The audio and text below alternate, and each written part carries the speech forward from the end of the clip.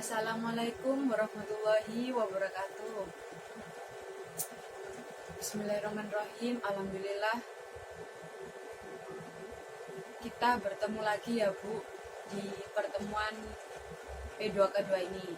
Nah, sekarang kita sudah memasuki modul 3 sesi pertama dan kita akan membahas ke langkah 5. Nah, Ibu-ibu sudah tahu kan di langkah 5 nanti kita akan membahas soal apa? Ya, Ibu? Iya. Nah, kita di langkah 5 ini akan membahas pemeriksaan kesehatan setelah melahirkan. Ya. Oh iya, Bu.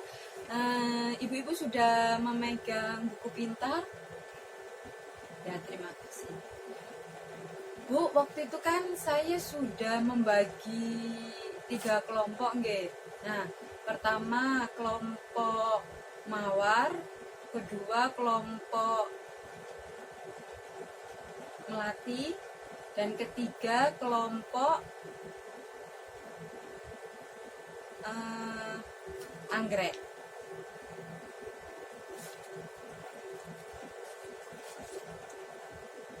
Nah, jadi sekarang untuk kelompok mawar, Bu, monggo silakan menyampaikan hasil diskusi dari kelompok mawar.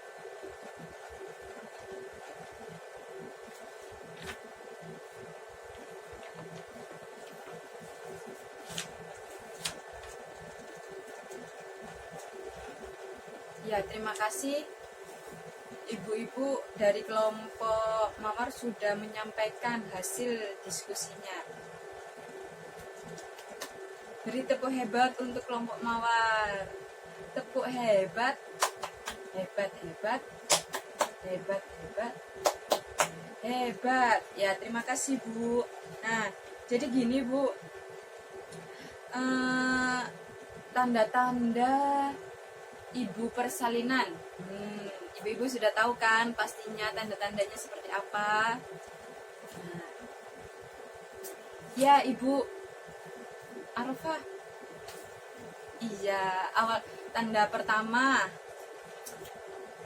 ibu mau melahirkan ya, Bu ya. Perutnya pertamanya mulus-mulus. Mulus-mulus, jarang-jarang, terus akhirnya lama-lama udah mulusnya tuh bersering. Nah, itu. Kedua, keluarnya lendir dari jalur dari organ itu ya, Bu ya, dari vagina keluarnya jalanan anak untuk mau lahir ya, keluar lendir atau flek-flek bercak darah gitu, Bu, atau keluarnya air ketuban ya, air ketubannya pecah.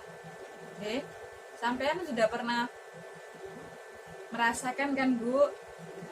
Iya, waktu itu saya juga waktu mau melahirkan, saya tanda-tandanya juga seperti itu, Bu. Jadi jika ada tanda-tanda seperti itu, nah kita harus cepat-cepat segera ke fasilitas kesehatan. Nah, fasilitas kesehatan itu, Ibu, puskesmas ya. Sampai ke puskesmas dulu dilihat, atau enggak ke bidan terdekat, atau enggak langsung boleh ke rumah sakit. Rumah sakit ya, pokoknya yang biasa sampai kontrol waktu hamil, Bu.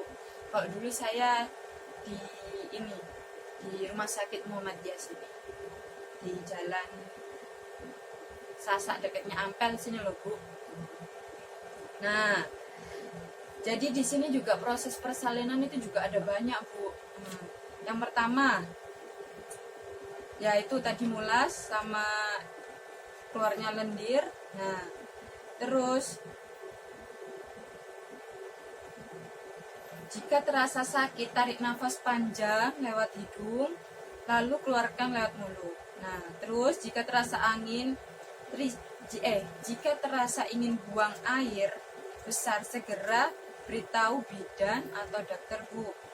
Nah, terus setelah bayinya lahir, Bu,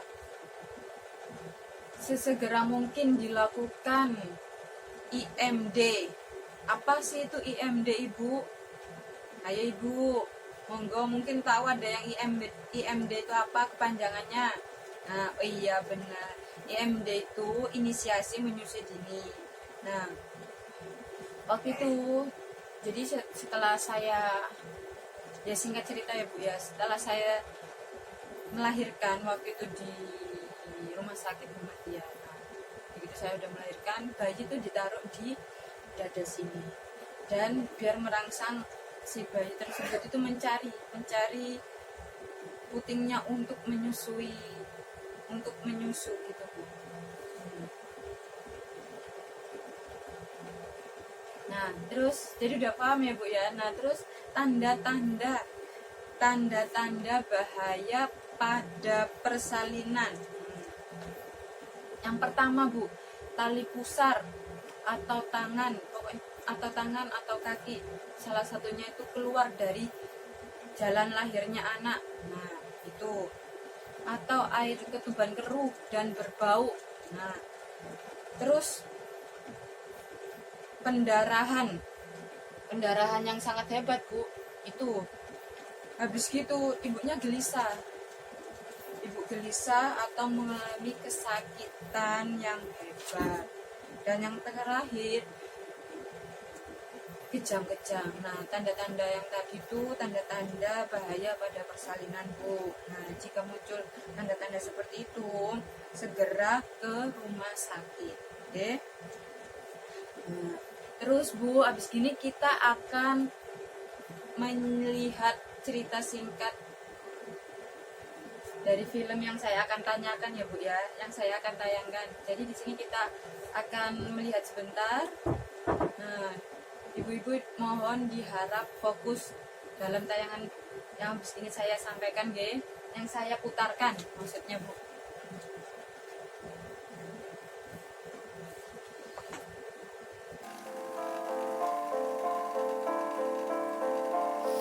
Satu, proses kelahiran bayi harus ditolong oleh tenaga kesehatan terlatih di fasilitas kesehatan.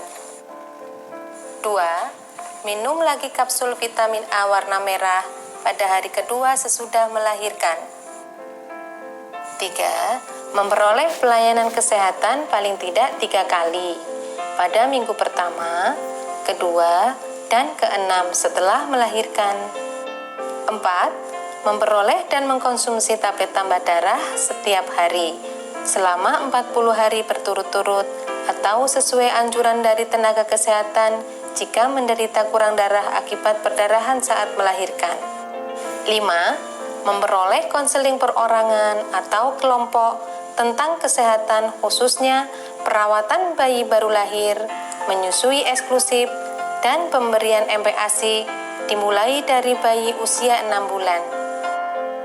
6. Menggunakan alat kontrasepsi sesuai anjuran petugas kesehatan untuk mencegah kehamilan sampai bayi berusia minimal 2 tahun. Lihat filmnya tadi. Nah, ibu-ibu, dari film tadi, di manakah ibu hamil harus melahirkan? Gimana Bu tadi? Iya. Nah, kedua, saya tanya Bu, setelah melahirkan haruskah periksa kesehatan ya Bu, haruskah memeriksakan ke fasilitas kesehatan, dan berapa kali? Iya. Gunanya penting ya Bu ya, memeriksakan pasca melahirkan, karena rawan Bu. Rawannya itu kan habis melahirkan kan dijahit. Mungkin ada dari normal, ada yang tidak dijahit, dan ada yang juga dijahit. Nah, yang dijahit ini harus perlu dikontrol jahitannya, diperiksa. Bahkan sesar pun juga harus ada kontrolan jahitan. Itu Bu, jadi nanti dari puskesmas atau dari masa sakit itu nanti kita tuh dikasih tahu, oh kesehatannya sudah bagus, harus makan ini, makan itu, tidak boleh banyak makan ini, jika ada pantangan tidak boleh dimakan, gitu ya Bu ya. Jadi sudah paham ya Bu ya. Jadi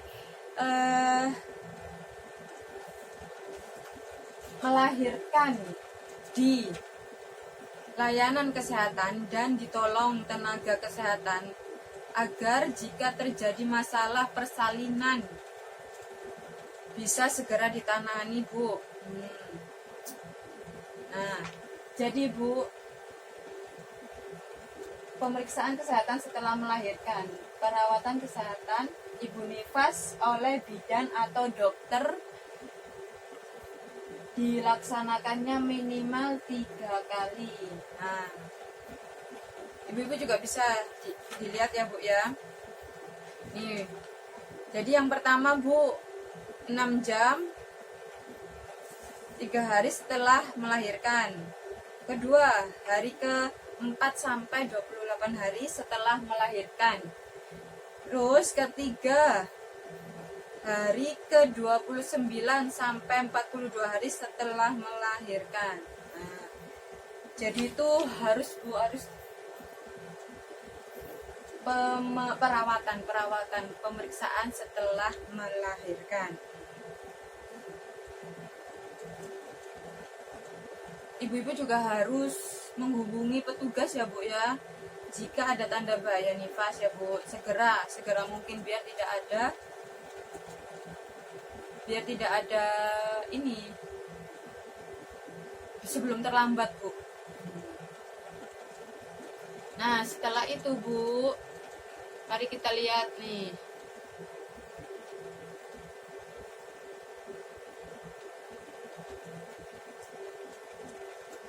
Nah, bagi gizi anak baru lahir dan ibu menyusui Bu. Yang pertama Bu, nah sudah ibu-ibu juga bisa baca ya Bu ya. Yang pertama, segera lakukan inisiasi menyusui dini, yaitu tadi IMD itu. Kedua, ASI yang keluar pertama berwarna kuning mengandung zat kekebalan tubuh, dan itu langsung diberikan pada bayi Bu, gak boleh dibuang sakno anaknya nanti. Itu soalnya sangat bermanfaat air ASI yang keluar pertama itu Bu. Nah, ketiga, berikan ASI selama 6 bulan. Eksklusif, itu pun tidak boleh dicampur susu formula, air gula, bahkan madu. Makan pun tidak boleh ya Bu. Mungkin ibu-ibu dulu sehabis melahirkan seminggu lah langsung anaknya langsung dijajelin pisang ya Bu ya, pisang kepok. Itu nggak boleh seharusnya. Mungkin itu dulu. Jadi kalau yang sekarang itu seperti itu yang saya tadi sampaikan Bu.